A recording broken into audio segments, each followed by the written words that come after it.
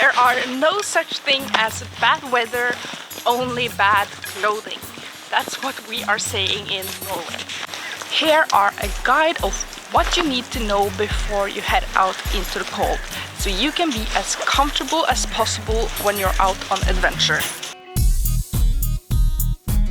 Hi, my name is Kristin and I'll be your virtual guide here in Norway, Lofoten, so you'll be as prepared as possible when you come visit. The first thing I am going to explain today is the layer principle, and let's take a closer look at it. Alright, so we will start with the inner layer. This layer is what is against your skin, and the function of this layer is to transport sweat away, and it's going to keep you warm. The worst material you can choose is cotton. Cotton don't transport the sweat away, and you will also get cold. I recommend 100% wool, which I'm wearing. It's merino wool, and this helps you transport the sweat away from your body, and even if it gets wet, it will still keep you warm. So you might be wondering, doesn't 100% wool itch? Well, it's different types of wool types and how they are made. So this merino wool is really thin and it doesn't itch at all. And then you have more rough kind of wool like this type, which against your bare skin is gonna be really itchy, and you can see that kind of, yeah, sticks up. But this is really nice and soft. For everything I'm talking about in this video, I will leave a link in the description so you can go and check it out even further. Even though it's really thin, it still warms really well. There are different types of wool you can use against your skin. One type is a netting type, which gives you more circulation. And then you have like this type that has a small zipper, which you can get even more ventilation. And remember that your underwear should not be in cotton as well. So you can use wool hair, or you can use something like a sports bra for the girls. So how tight should the long johns sit? Well, it should at least form against your body. So not too tight, you want to have circulation, but it also can't be too loose, because then it loses its effect against your skin. I personally like to have either the top a bit longer or the bottom a bit higher, so you have no bases where the skin is exposed when you're walking. There are many benefits to wear 100% wool. It has the ability to be self-cleaning, which means it has less bacteria and less smell. You don't have to wash it as often, which also means that you will have it longer. So if you're going camping and have a campfire, wool is known to have a higher resistance to flame, which means you can get sparks and even flames against the wool, and it will protect you. It can still burn as well, so be careful. And we will continue to our middle layer, which is going to be a thicker layer than our inner layer. And it needs to be larger because you want to have a little bit of air between the layers. You can use another wool sweater, or you can use fleece. And I like to wear a bigger wool sweater like this one.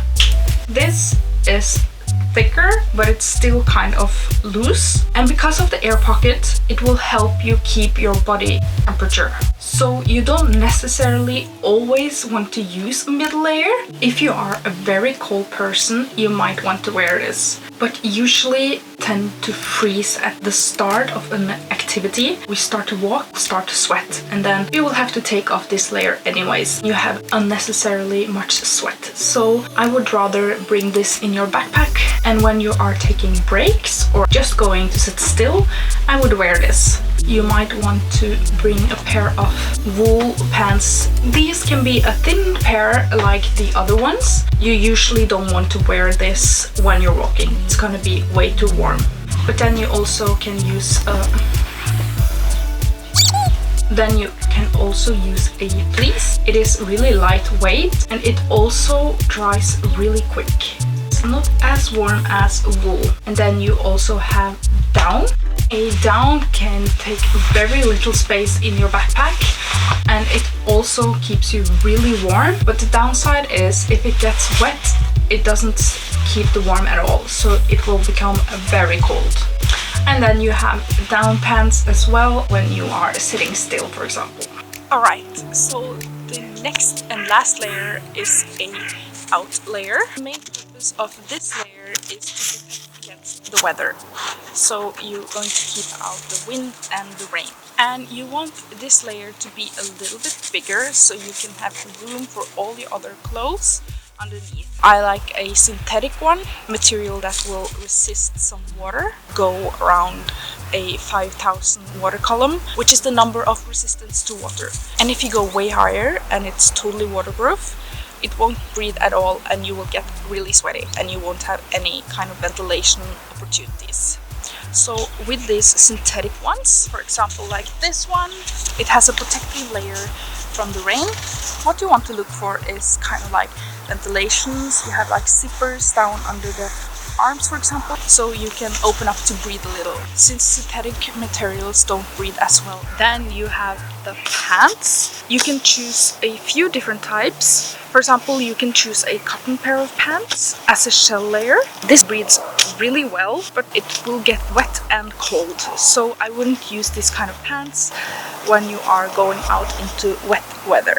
And then you have a synthetic pair like I'm wearing. These are actually ski pants. They are the thickest pair I have. It has ventilation on the side so you can get some air in.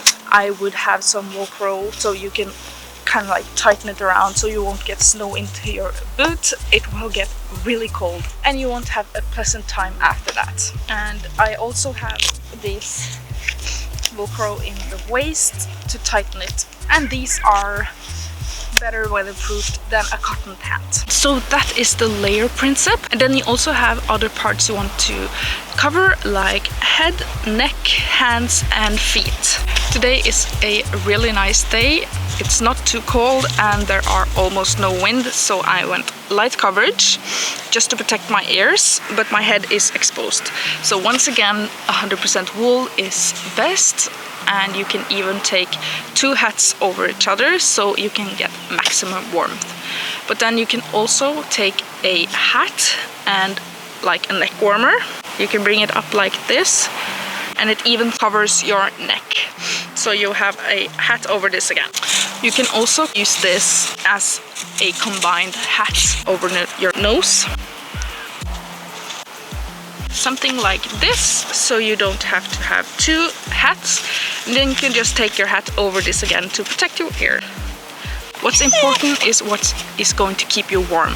Then you can also buy a balaclava, which goes around your neck, over your head and over your nose, so only your eyes will be exposed. Then you can wear a scarf, but for everyone with long hair, it might get really knotted off. I recommend braiding it like I have, so it doesn't get too bad. And wearing a scarf can be a little bit annoying from time to time when there are strong winds and your scarf will go everywhere.